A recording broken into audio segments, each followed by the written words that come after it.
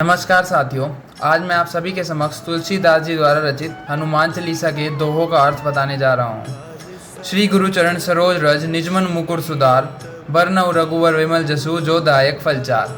अपने दिमाग को अपने गुरु के पैरों की धूल से चमकाने के बाद मैं 4 फल देने वाले रघुकुल के देव राम की निष्कलंक महिमा का गान करता हूँ।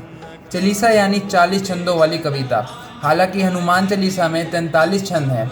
मुख्य 40 छंद के अलावा इन्हें सजाने का काम करने वाले 3 दोहे, 2 प्रारंभ में और 1 अंत में है।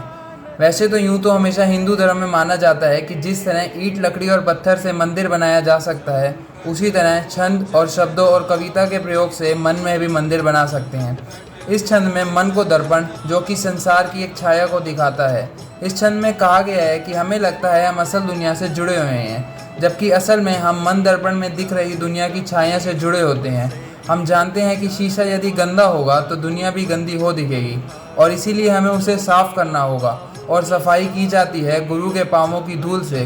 गुरु की सिद्धि ऐसी है कि उनके पाँव की धूल में पराग कणों का पौरुष है।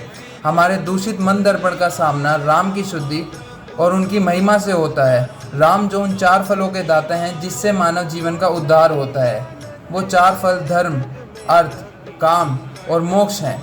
गुरु और गम्यानी भगवान से आशीर्वाद मांगने और मन दर्पण को चमकाने के बाद अब समय है हमारे द्वारा किए जा रहे इस उद्यम के कारण को बताने का। अब समय है संकल्प लेने का। दोहा 2। बुद्धिहीन तनु जानिके सुमिरो पवन कुमार, बल बुद्धि देहि मोहे हरू कलेश विकार। यह जानते हुए कि मुझ में बुद्धि की कमी है, मैं वायुदेव के पुत्र हनुमान को याद करता हूँ। ये निश्चय ही मुझे शक्ति, बुद्धि, शिक्षा प्रदान करेंगे और सारी समस्याओं को दूर करेंगे। किसी भी हिंदू अनुष्ठान की शुरुआत संकल्प से होती है। वह हमें यह जानकारी देती है कि हम क्या कर रहे हैं और वह क्यों कर रहे हैं। यह छंद हमें संकल्प देता है कि हम वायुदेव पवन के पुत्र कुमार हनुमान का अज्ञान कर रहे हैं, ताकि हमें वह मिल सके जो हम चाहते हैं।